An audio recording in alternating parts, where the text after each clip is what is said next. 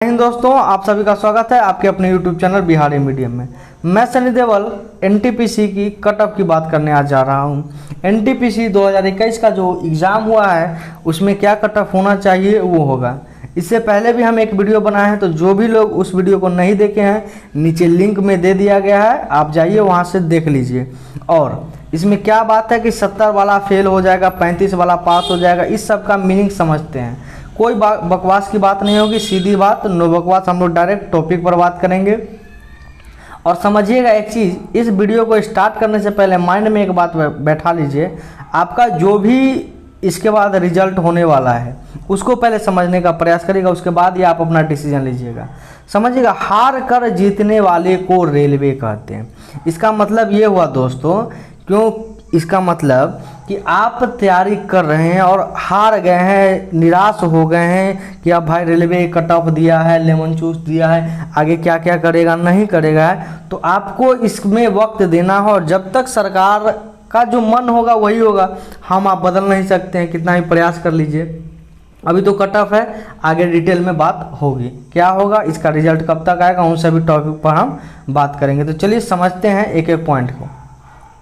RRB NTPC cut off, देखिए यहाँ पर लिखा हुआ आरआरबी एनटीपीसी कट ऑफ 2021, यानी इसका जो ओरिजिनल फॉर्म जो आया था वो 2019 में आया था। 2019 के शुरुआती दौर में इसका वैकेंसी आया था और 2021 के शुरुआती में यानी जनवरी 2021 में लगभग समझ सकते हैं कि इसका एग्ज़ाम हुआ। अभी जाकर ये अगस्त महीना है, अगस्त में इसका आंसर की दे रहा है। तो इसका प्रोसीजर कितना लेट चल रहा है आप लोग खुद वाकिफ़ है इससे। अब डिटेल में हम लोग बात करते हैं इसके बारे में, और कुछ जानकारी देने की ज़रूरत मुझे नहीं लगती। बाकी आगे पॉइंट को समझते हैं। इतना है तो सीबीटी 2 में लग जाओ, इतना है तो सीबीटी 2 में लग जाओ। अब ये कितना होना चाहिए कि हम सीबीटी 2 का तैयारी करें, इसी को समझने के लिए पूरा वीडियो को देखिएगा। नहीं देखिएगा आप तो समझ में नहीं आएगा। नहीं देखना है तो पहले ही नहीं देखिए, बाद में अगर आ गए हैं तो पूरा वीडियो जरूर देखिएगा। अब देखते हैं कितना होना चाहिए। कट ऑफ समझने से पहले एक चीज़ समझिएगा कि कहानी, एगो कहानी हम सुनाने जा रहे हैं, थोड़ा सा समझ लीजिएगा, उसके बाद आप लोग खुद डिसीजन दीजिएगा। हर कुत्ते का दिन आता है। हम लोग जितना भी कंपटीशन का जो तैयारी करता है या कॉम्पिटिटिव एग्जाम को तैयारी, एक प्रकार का कुत्ता है।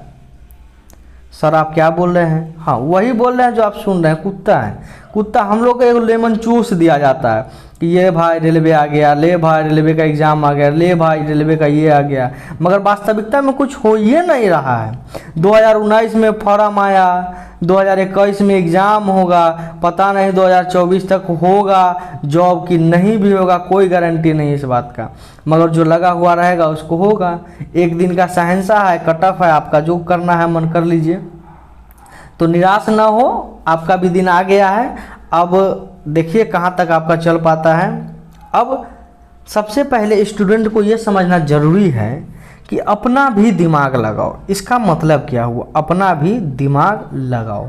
इसका मतलब ये हुआ कि भाई आप एग्ज़ाम का तैयारी करते हैं तो आपको बहुत सारा चीज़ बात पहले से पता है कि हम कितना बनाएंगे तो कितना में कितना स्कोर होगा, कितना बनाएंगे तो मेरा नॉर्मलाइजेशन करके कितना मार्क्स आएगा। तो थोड़ा बहुत अपना भी दिमाग लगाया करो और अपने के अनुसार तैयारी में लग जाइए। तो इसका इस पिक्चर, इस फोटो का लगाने का मेरा यही मतलब है कि थोड़ा बहुत आप अपना भी ब्रेन लगाइए, समझ में खुद आएगा। इधर उधर मत दिमाग लगाइए कि सर मेरा इतना नंबर हम पास होंगे या नहीं होंगे। कोई भी कन्फ्यूजन हो आप नीचे कमेंट में हमसे पूछ लीजिएगा, डायरेक्ट बता देंगे, मगर थोड़ा आप लोग अपना भी दिमाग लगाइए। अब ये जो कट ऑफ की बात की जाए तो ये 2-3 चीज़ पर गौर फरमाइएगा, 2-3 चीज़ पर निर्भर करता है। अब बात करते हैं क्या क्या। एक तो हो गया नॉर्मलाइजेशन और सेट कैसा है। पूरे YouTube पर ये एक प्रकार का हुआ बना दिया गया है कि नॉर्मलाइजेशन में नंबर मिलेगा, नॉर्मलाइजेशन में किसका नॉर्मलाइजेशन में कितना मिलेगा, सेट कैसा था।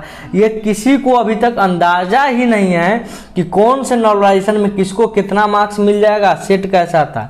अधिकतर स्टूडेंट का ये कन्फ्यूजन रहता है कि सेट कैसा था, आपका सेट ज़्यादा है, हम निगेटिव ज़्यादा किए हैं तो हम कम किए हैं तो मेरा, ऐसा कुछ नहीं है। रेलवे का सीधा सा बात है, जिसका नसीब अपना अपना। एक फिल्म भी है नसीब अपना अपना। जिसका नसीब जितना परफेक्ट होगा उसका नॉर्मलाइजेशन में उतना ही परफेक्ट मार्क्स आएगा। मान के चलिए कोई भी लड़का अगर 70 लाता है, 70, 65 या कोई भी 70 लाता है, वो पटना बोर्ड है और उसको नॉर्मलाइजेशन में 2 नंबर दे दिया, तो वो लड़का हो सकता है कि वो पटना बोर्ड से रिजेक्ट हो जाए। मगर वही लड़का अगर 70 लाया है, उसको 2 नंबर नॉर्मलाइजेशन में मिला, अगर बोर्ड उसका सही है तो वो सिलेक्ट हो सकता है। इस बात को समझिए, इस समझना बहुत ही जरूरी है, क्योंकि 70 वाला का भी कोई फिक्स नहीं है।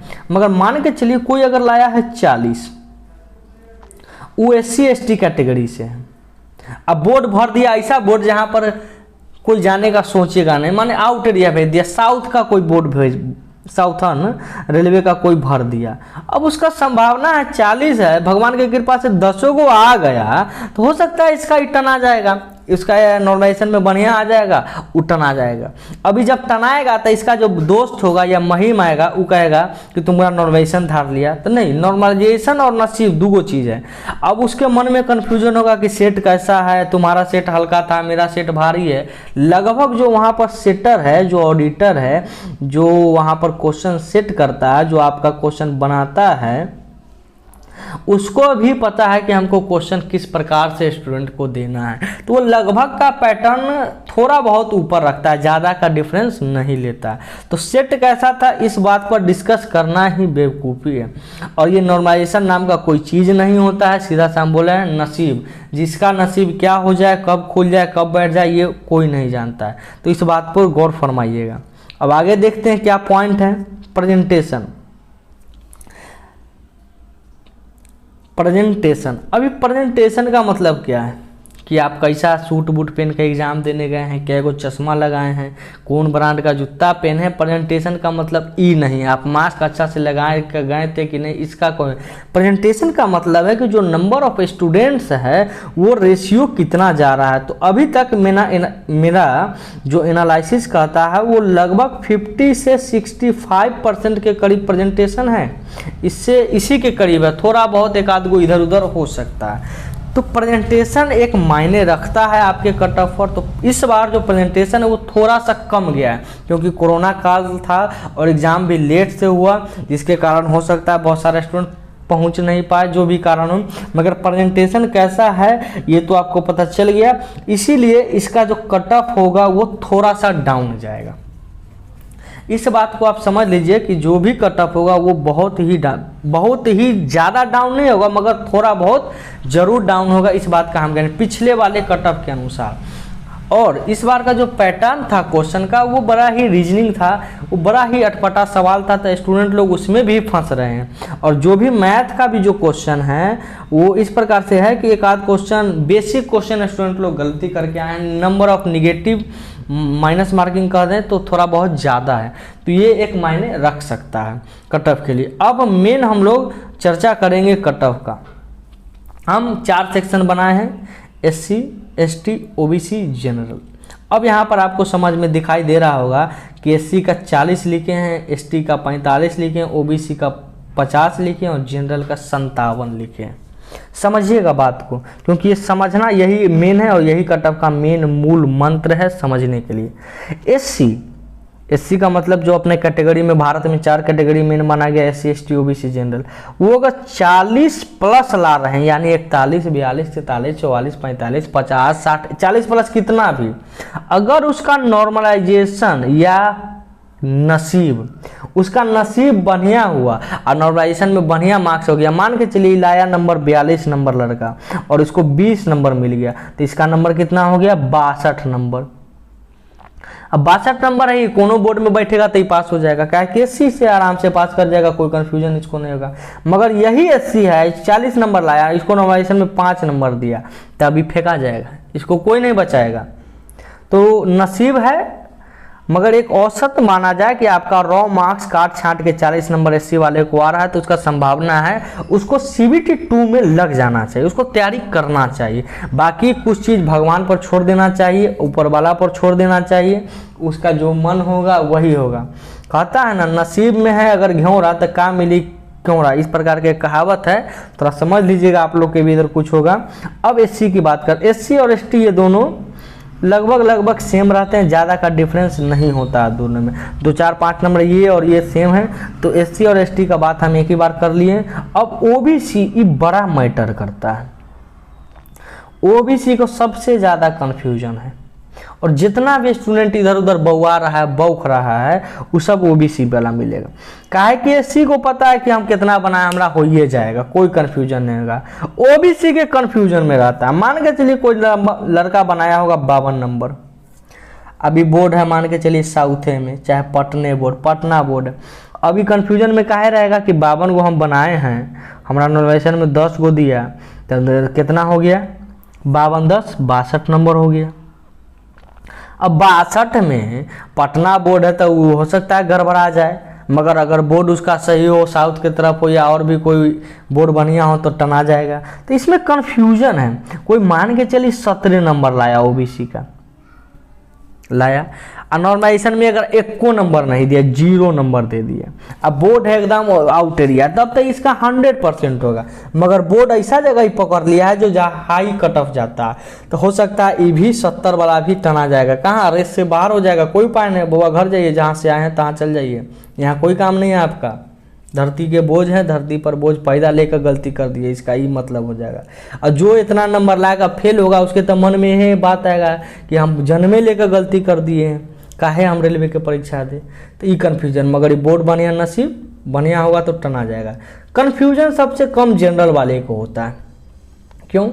हम यहाँ पर 57 प्लस लिखे यानी 57, इसका मतलब क्लियर है कि जो लड़का 60 प्लस जनरल में लाया होगा, 57 58, अगर उसका नॉर्मलाइजेशन 10 15 20 नंबर 15 देता है, तो 60 10 75 70 75 टप रहा है, तो संभावना है कि उसका होगा, ये क्लियर है।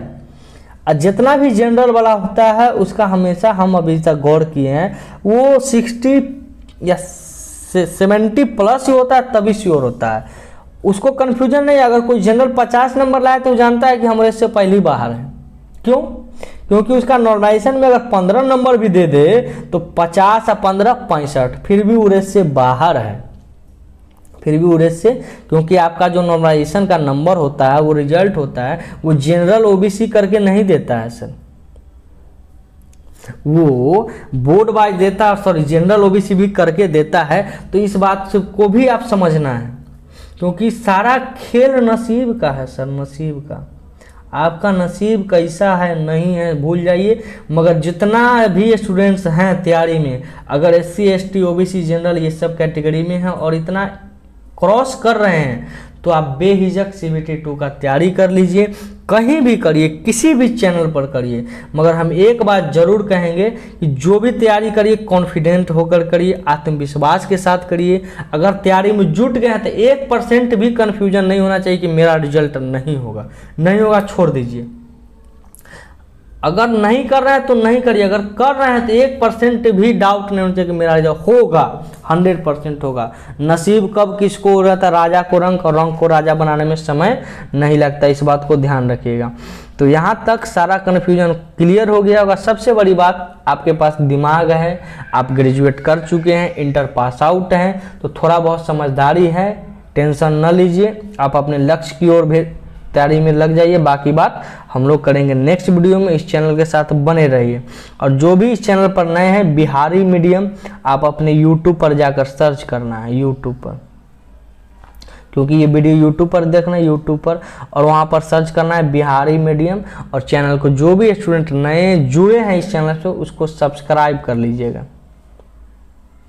तभी तो हम आपके डायरेक्ट दिल में उतर जाएंगे। सब्सक्राइब नहीं करिएगा तो पता कैसे चलेगा कि हम भी हैं। तो सब्सक्राइब करिए, शेयर करिए, तभी तो हम आपके दिल में उतरेंगे। बाकी हम लोग नेक्स्ट वीडियो में अपने जो भी टॉपिक होगा बात करते रहेंगे। इससे रिलेटेड आपका बैच भी आने वाला है, पढ़ाई भी स्टार्ट होगा, तो बने रहिए इस चैनल के साथ। धन्यवाद। तब तक एक बड़ा अच्छा से कहावत बोला, सुनिएगा, सावधान रहें, सतर्क रहें, सावधान रहें, सावधान रहें, सतर्क रहें। इसका बहुत तगड़ा मीनिंग है। मीनिंग क्या है ये सावधान रहिए कि हमको कितना पर रिजल्ट, और सतर्क, इधर उधर ज़्यादा 10 कोर्स 20 कोर्स खरीदने का जरूर नहीं है कि CBT 2 मेरा 1 हो जाएगा तो CBT 2 में ई मास्टर से पढ़ लेते, नहीं। आप बेसिक पॉइंट को पढ़िए, यही काफ़ी है, ज़्यादा पढ़ने का कोई ज़रूरी नहीं है। तो चलिए, धन्यवाद, अपने परिवार के साथ खुश रहिए।